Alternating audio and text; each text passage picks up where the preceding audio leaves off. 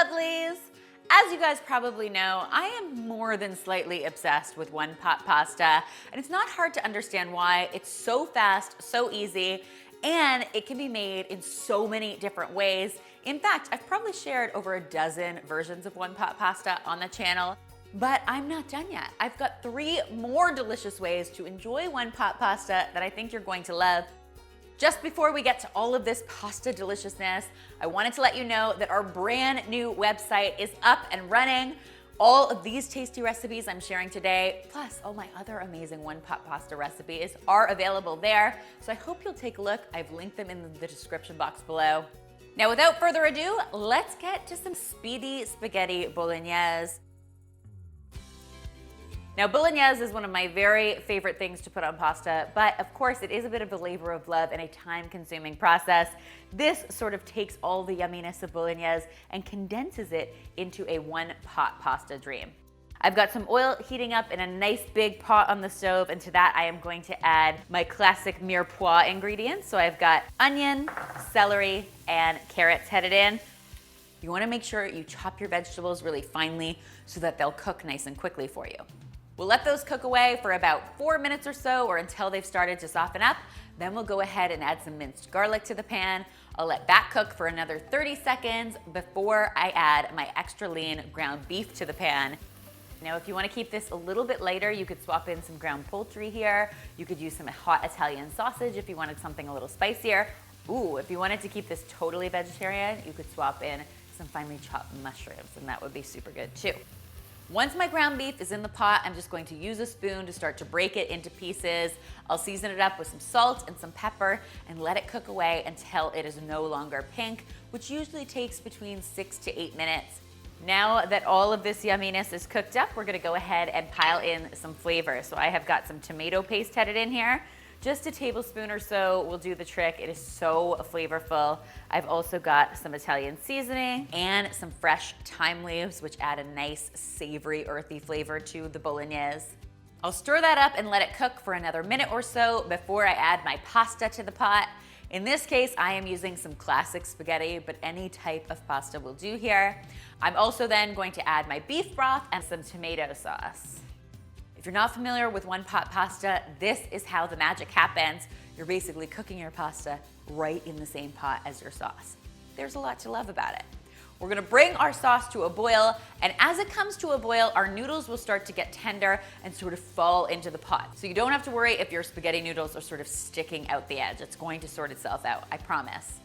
At this point, we can reduce our heat to medium, pop a lid on our pot, and let it cook away for between, say, 12 and 14 minutes, or until our pasta is nice and tender. The most important thing when it comes to cooking one-pot pasta is stirring it every 2 or 3 minutes so it doesn't stick to the bottom of the pan. Of course, pasta has a ton of starch in it, and starches love to stick. So be sure you are stirring with some frequency.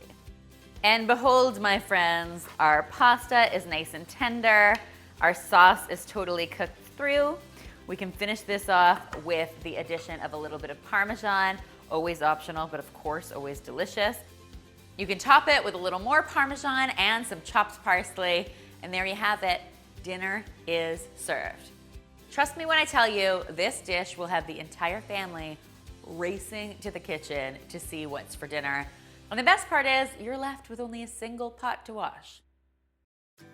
Next, for something a little lighter and a little fresher, I am making an amazing pesto penne with spinach and green peas. This is a great way to get your greens on in the middle of the week. I'm starting once again with a nice big Dutch oven over medium-high heat. To that, I am going to add my penne pasta, some thinly sliced onion, some minced garlic, and some vegetable broth. This dish is by far the least fussy in my one-pot pasta repertoire, which is why I love it so much, and it cooks up really fast, so it's a true meal in minutes. I'll bring this mixture to a boil and reduce the heat to medium and let this cook away until that penne is nice and tender. Really important, once again, to make sure you're stirring this frequently. Once all of your liquid is just about absorbed, you can go ahead and add all of your finishing ingredients. So I am going to get my pesto sauce in here. I'm actually using store-bought pesto here in this recipe, but if you want to make your own, I of course have a recipe for that. I will link it in the description below. Pesto sauce is so incredible because it is already loaded with some of my favorite flavors. You've got gorgeous basil, garlic, pine nuts, and of course, loads of Parmesan cheese. Once we've got our pesto stirred in, we can go ahead and pile in our greens. So I've got some baby spinach headed in here, as well as some frozen green peas. The best part about spinach and peas is that they take no time to cook. So in just 2 or 3 minutes, they will be heated through. I'll season it up with some salt and some pepper, and presto, pesto penne with spinach and peas. What is not to love about that? It is not every day that something with so many great vegetables and nutrients can also be this hearty, filling, and satisfying.